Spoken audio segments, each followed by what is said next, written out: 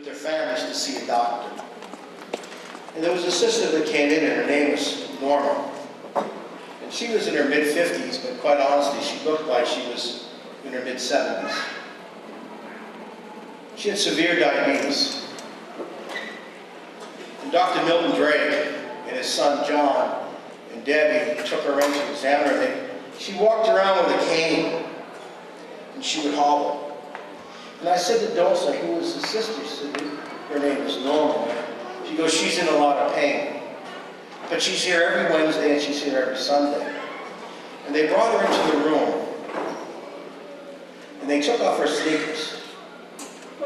And she had 2 diabetic ulcers on the bottom of her feet. They were from her toes to her heel. And the doctors had never seen anything like it in their life.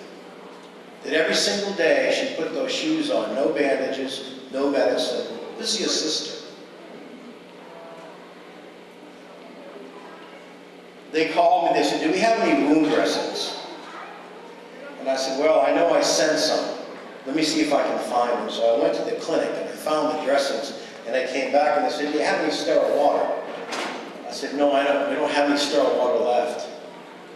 I said, what do we do? Well, let's boil some. So I went into the kitchen, I filled up a pot, and I boiled the water, and I brought the water back, and Mary Jo took the water with the bandages and washed her feet and cleaned her wounds. And then we were able to take the wound dressing with special medicine and apply it to her feet and wrap her feet. And she's diabetic, and she hadn't had medicine for years, and we were able to provide her with 6 months worth of medicine.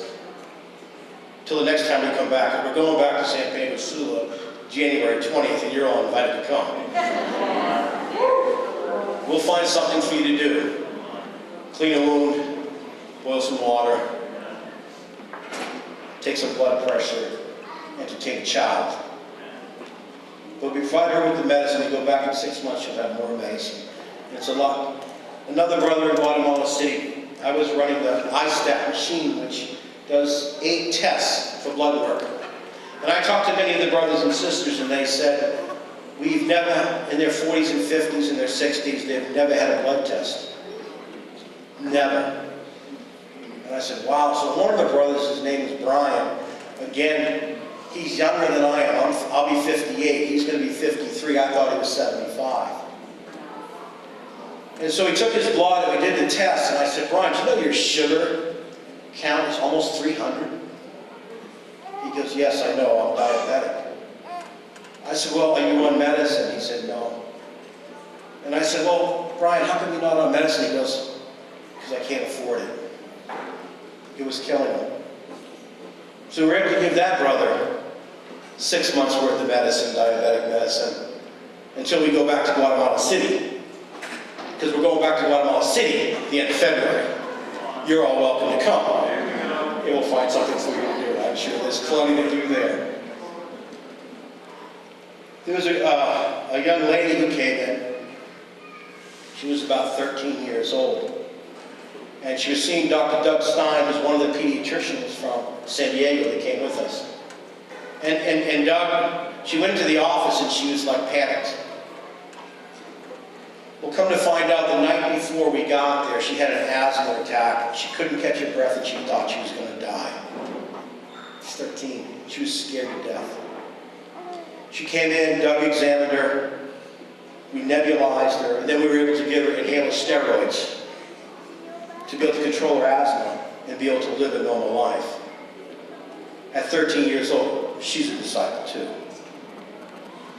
I guess my point to all of us is like I started out when I said, Hope Worldwide is what it is because of you. Because of God, obviously, but because of you. We gather here tonight and we listen to music and we give our money. And our thoughts are with our brothers and sisters around the world, many who went to bed hungry tonight. But because of you, we're able to bring hope. Because of you and your willingness to volunteer, we're able to bring 80 disciples to meet the disciples in San Pedro Sula and to meet the disciples in Guatemala. And this year in March, we're going to go to Jamaica. We need people to go to Jamaica.